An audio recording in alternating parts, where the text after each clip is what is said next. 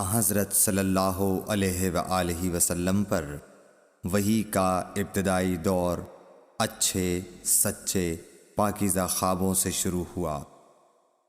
آپ خواب میں جو کچھ دیکھتے وہ صبح کی روشنی کی طرح صحیح اور سچا ثابت ہوتا۔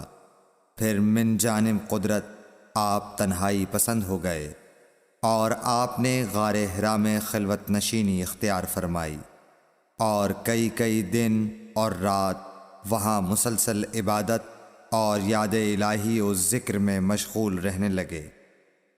جب تک گھر آنے کو دل نہ چاہتا توشہ ہمراہ لیے ہوئے وہاں رہتے۔ توشہ ختم ہونے پر ہی اہلیہ محترمہ حضرت خدیجہ رضی اللہ تعالی عنہا کے پاس تشریف لاتے اور کچھ توشہ ہمراہ لے کر پھر وہاں جا کر خلوت گزین ہو جاتے۔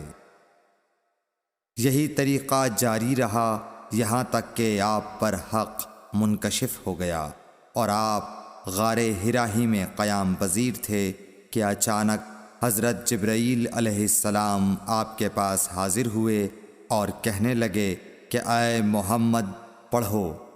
آپ فرماتے ہیں کہ میں نے کہا کہ میں پڑھنا نہیں جانتا۔ آپ صلی اللہ علیہ وسلم فرماتے ہیں کہ فرشتے نے مجھے پکڑ کر اتنے زور سے بھینچا کہ میری طاقت جواب دے گئی۔ پھر مجھے چھوڑ کر کہا پڑھو۔ میں نے پھر وہی جواب دیا کہ میں پڑھا ہوا نہیں ہوں۔ اس فرشتے نے مجھ کو نہایت ہی زور سے بھینچا کہ مجھ کو سخت تکلیف محسوس ہوئی۔ پھر اس نے کہا کہ پڑھ۔ میں نے کہا میں پڑھا ہوا نہیں ہوں۔ فرشتے نے تیسری بار مجھ کو پکڑا اور تیسری مرتبہ پھر مجھ کو بھینچا۔ پھر مجھے چھوڑ دیا اور کہنے لگا کہ پڑھو اپنے رب کے نام کی مدد سے جس نے پیدا کیا اور انسان کو خون کی پھٹکی سے بنایا۔ پڑھو اور آپ کا رب بہت ہی مہربانیاں کرنے والا ہے۔ بس یہی آیتیں آپ حضرت جبرائیل علیہ السلام سے سن کر اس حال میں غار حرا سے واپس ہوئے کہ آپ کا دل اس انوکھے واقعے سے کانپ رہا تھا۔ آپ حضرت خدیجہ کے ہاں تشریف لائے اور فرمایا کہ مجھے کمبل اوڑھا دو، مجھے کمبل اوڑھا دو۔ لوگوں نے آپ کو کمبل اوڑھا دیا۔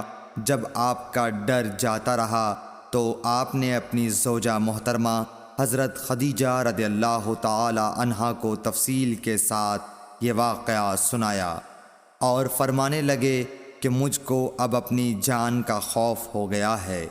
آپ کی اہلیہ محترمہ حضرت خدیجہ رضی اللہ تعالی عنہا نے آپ کی ڈھارس بندھائی اور کہا کہ آپ کا خیال صحیح نہیں ہے۔ اللہ کی قسم آپ کو اللہ کبھی رسوا نہیں کرے گا۔ آپ تو اخلاق فاضلہ کے مالک ہیں۔ آپ تو کنبہ پرور ہیں، بے کسوں کا بوجھ اپنے سر پر رکھتے ہیں، مفلسوں کے لیے آپ کماتے ہیں، مہمان نوازی میں آپ بے مثال ہیں اور مشکل وقت میں آپ امر حق کا ساتھ دیتے ہیں۔ ایسے اوصاف حسنہ والا انسان یوں بے وقت ذلت و خواری کی موت نہیں پا سکتا۔ پھر مزید تسلی کے لیے حضرت خدیجہ رضی اللہ تعالی عنہا آپ کو ورقہ بن نوفل کے پاس لے گئیں جو ان کے چچا زاد بھائی تھے اور زمانہ جاہلیت میں نصرانی مذہب اختیار کر چکے تھے اور عبرانی زبان کے کاتب تھے۔ چنانچہ انجیل کو بھی حسب منشائے خداوندی عبرانی زبان میں لکھا کرتے تھے۔ انجیل سریانی زبان میں نازل ہوئی تھی، پھر اس کا ترجمہ عبرانی زبان میں ہوا۔ ورقہ اسی کو لکھتے تھے۔ وہ بہت بوڑھے ہو گئے تھے، یہاں تک کہ ان کی بینائی بھی رخصت ہو چکی تھی۔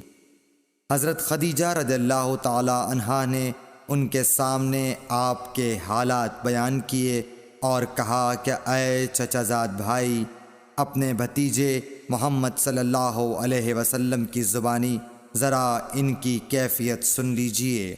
وہ بولے کہ بھتیجے آپ نے جو کچھ دیکھا ہے اس کی تفصیل سناؤ۔ چنانچہ آپ صلی اللہ علیہ وآلہ وسلم نے از اول تا آخر پورا واقعہ سنایا، جسے سن کر ورقہ بے اختیار ہو کر بول اٹھے کہ یہ تو وہی ناموس معزز رازدان فرشتہ ہے جسے اللہ نے حضرت موسیٰ علیہ السلام پر وحی دے کر بھیجا تھا۔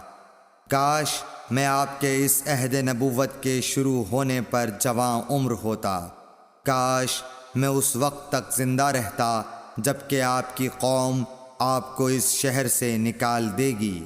رسول کریم صلی اللہ علیہ وآلہ وسلم نے یہ سن کر تعجب سے پوچھا کہ کیا وہ لوگ مجھ کو نکال دیں گے، حالانکہ میں تو ان میں صادق و امین و مقبول ہوں؟ ورقہ بولا، ہاں یہ سب کچھ سچ ہے، مگر جو شخص بھی آپ کی طرح امر حق لے کر آیا لوگ اس کے دشمن ہی ہو گئے ہیں۔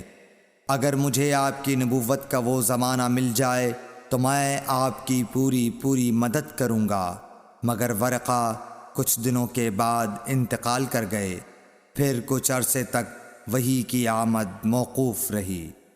صحیح بخاری حدیث نمبر 3۔